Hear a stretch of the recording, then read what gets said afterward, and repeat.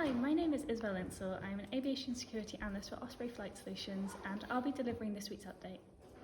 This week, the Osprey system has registered a total of 3,837 incidents, or pings, and since last Thursday, the analyst team has published 42 alerts, of which 14 were critical. Last night, we issued an alert concerning US intelligence reportedly tracking very specific threat streams from the Islamic State Khorasan province regarding planned attacks against crowds outside Kabul airport. Several countries, including the UK, Canada and Australia, have issued similar warnings of the threat of an attack outside the airport. US officials have reportedly highlighted the risk of potential suicide attacks, which could include the use of vehicles. This has put the evacuation process under risk due to the situation outside the airport. The situation in Kabul is fluid and subject to change, particularly as we approach the 31st of August withdrawal deadline, and we are continuing to monitor the situation closely. We also issued an alert regarding continuing concerns over the possibility of individuals posing a potential security threat, those on the so-called no-fly watch list, being able to get onto evacuation flights out of Afghanistan.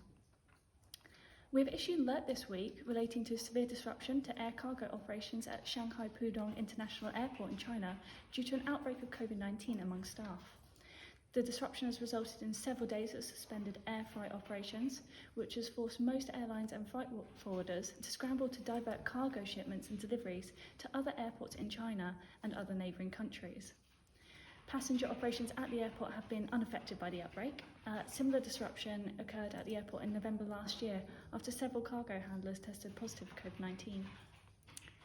Also this week, the European Commission announced that EU members will now accept COVID-19 health certificates issued in Turkey, North Macedonia and Ukraine in order to enable frictionless travel to and from the bloc.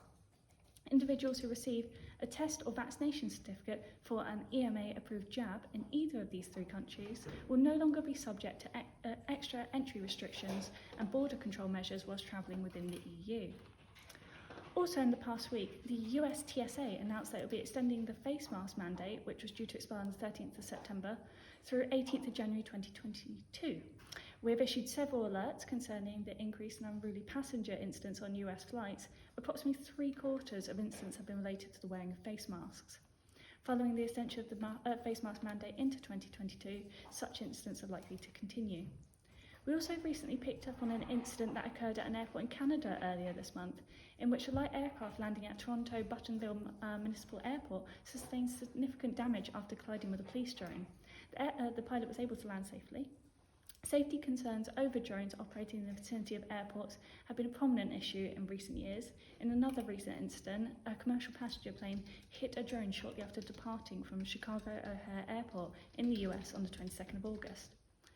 That's all we have for this week. Thank you for listening to the update, and please join us again next week.